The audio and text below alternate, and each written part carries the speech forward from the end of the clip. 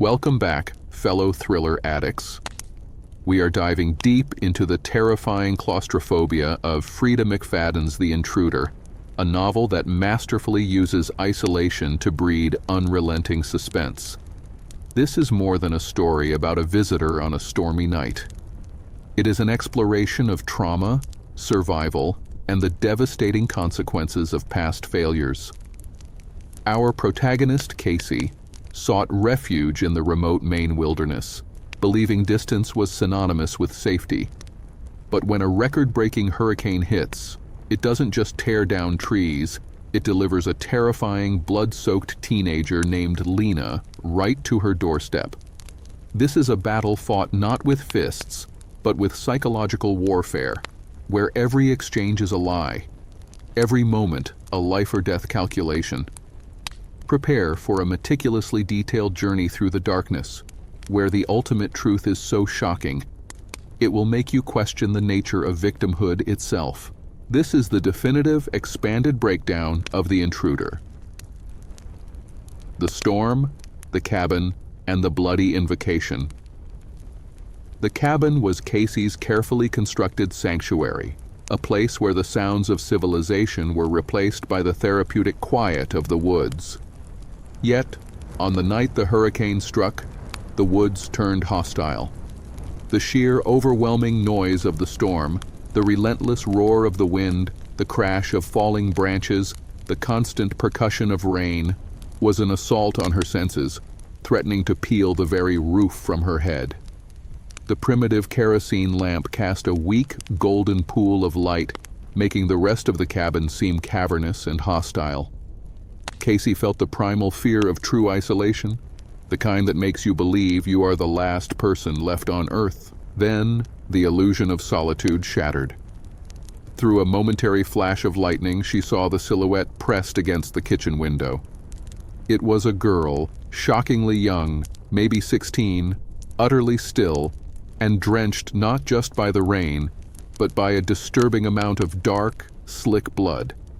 Casey's heart hammered a frantic rhythm against her ribs. Every instinct screamed at her to turn away, to secure the old rickety lock, to wait for the storm to take the problem away. But the girl's face, a mask of profound, desperate terror, made Casey's humanity override her common sense. Against every rule of the wilderness, Casey slid the bolt. The girl, Lena, stumbled across the threshold, collapsing in a heap of mud, rain, and blood. What truly chilled Casey was not the collapse, but the object clutched in Lena's rigid hand, a long, high-quality chef's knife. It was a weapon of intent, not a tool of survival. Lena refused to let it go, insisting on placing it carefully beneath the cushions of the couch where Casey had helped her lie down. Casey worked through the shock, cleaning and bandaging the girl's body. The wounds were superficial, consistent with defensive struggle, but the sheer quantity of blood proved that someone, or multiple people, had been gravely injured nearby. Casey's mind raced.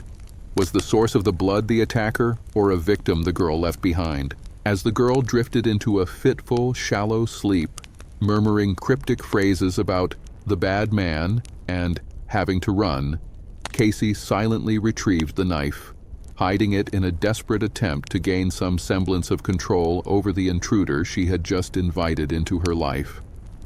The storm had passed, but the true danger had just arrived.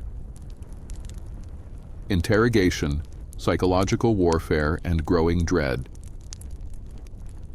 The arrival of the following day brought little comfort, only sharper scrutiny.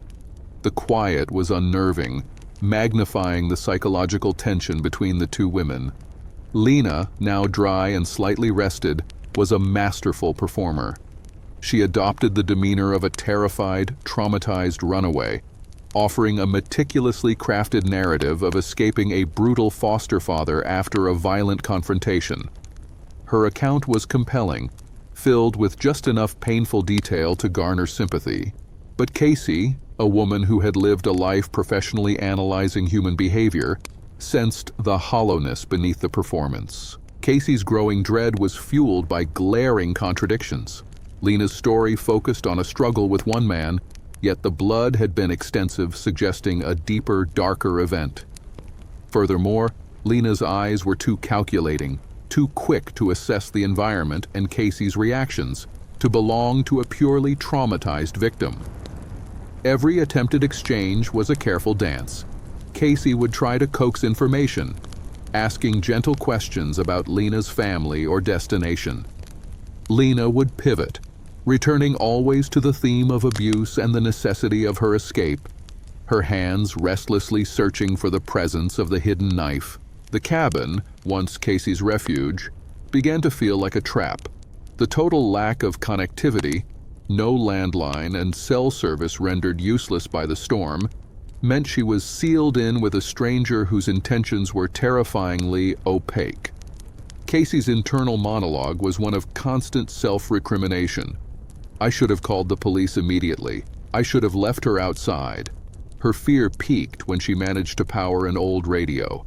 The crackling broadcast detailed an unfolding investigation into a horrifying, calculated mass murder at a remote property. Not a single struggle, but a deliberate act of violence resulting in multiple fatalities. The description of the sole missing person was chillingly precise, a girl fitting Lena's exact age and description.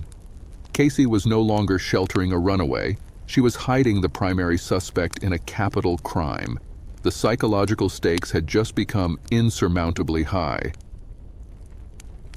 The truth in the locket and the revelation of the tracker. The terrifying reality of the mass murder report necessitated immediate, decisive action. Casey had to know the full truth before the authorities, or worse, someone else, arrived. Waiting for Lena to fall into a deeper sleep that night, Casey began her desperate search. Her hands shook as she retrieved Lena's bloody clothes and systematically searched them. In the lining of a ripped coat pocket, she found the key piece of evidence, a small tarnished silver locket. It was heavy, a unique piece, suggesting a cherished value.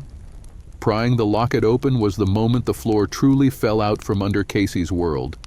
Inside, there was no photo, no religious relic, but a tiny, tightly rolled piece of paper, almost translucent with age. Casey unfolded it carefully, holding it up to the weak lamplight. The message, scrawled in urgent, shaky pencil, was 3 words that pulsed with existential menace. He is watching.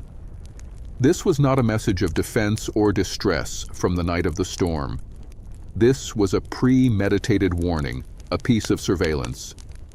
Lena wasn't running from a single killer. She was operating within a network of observation. The message implied an organization, a system, or a powerful figure who knew Lena's every move. This revelation recontextualized everything. Lena's escape wasn't a sudden flight. It was a planned move within a larger, ongoing war. The storm was the cover, the blood was the distraction, and the cabin, Casey's safe haven, was the target destination. Casey understood with sickening clarity that by letting Lena in, she hadn't ended the chase. She had joined it. She had to figure out who he was and, more importantly, why Lena was so certain this observer was still active and closing in. The threat was no longer inside her walls. It was rapidly approaching from the darkness outside. The failed trust and Casey's hidden history. Confrontation was inevitable, and Casey finally laid out the evidence, the news report, the subtle inconsistencies in Lena's story, and the damning note from the locket. Cornered, Lena shed the last vestiges of the frightened child. Her voice became cold, flat, and chillingly self-possessed. She confirmed the murder, but reframed it as necessary execution, a severance from a life of unimaginable torment under a specific, powerful figure whom the foster father merely served. The blood was merely the price of her freedom. It was during this tense psychological interrogation that the ultimate career-defining McFadden twist detonated. Lena revealed that she had not chosen the cabin randomly. She had found it because she had found Casey. The horrifying truth: Casey was not a random Good Samaritan, but a professional from Lena's past, a former child advocate, a forensic psychologist, or a specific legal guardian. Years ago, Casey had been directly involved in Lena's case, tasked with assessing the risk of her home environment. Due to professional oversight, misplaced trust in the system, or a fundamental misunderstanding of the subtle manipulation at play, Casey had made a critical, catastrophic error. She had deemed the environment safe or had failed to secure Lena's removal, effectively condemning the girl to years of further abuse under the very organization she was now fighting. Lena's arrival was not coincidence. It was a highly calculated, precise act of revenge and exposure. Casey's exile to the wilderness wasn't just a retreat, it was her response to the professional and moral trauma of that monumental failure. Lena had come to collect the overdue price for Casey's past negligence. Bait and switch, the true intruder revealed. The revelation of Casey's past role shattered her belief in her own innocence and redefined the entire scenario.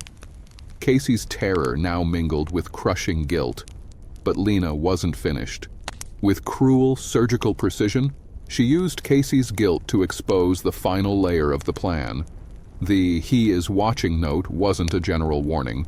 It was a tracking alert. Lena explained that the man truly responsible for her plight, the real systemic monster, a high-level figure who oversaw the illegal operation she escaped, was relentless and tracked his assets.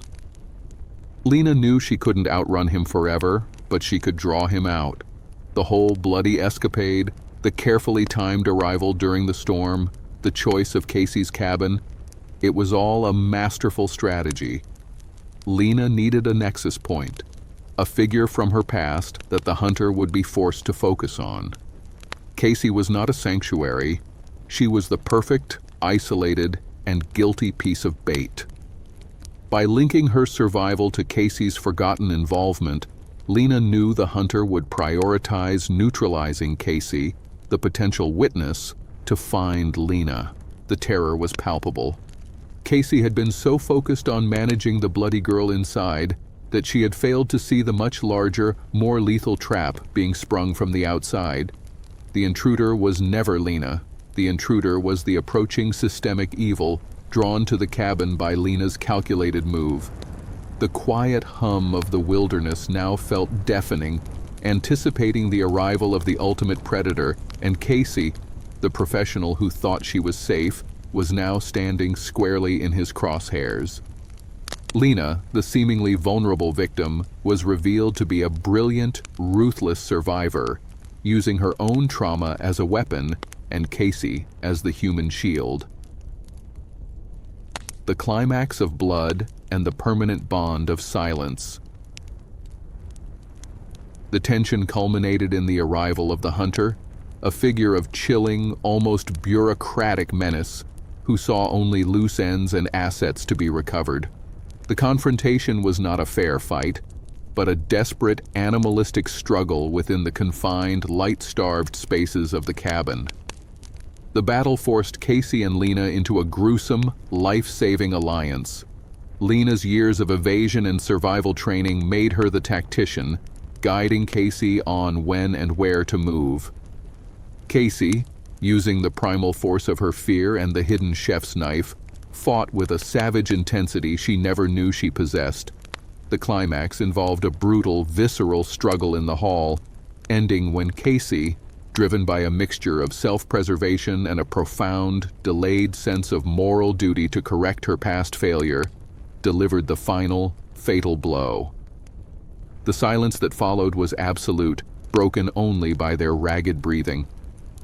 The two women stood over the fallen hunter, bound forever by the shared act of violence. When the distant sirens finally announced the arrival of the still late authorities, Lena's narrative took over.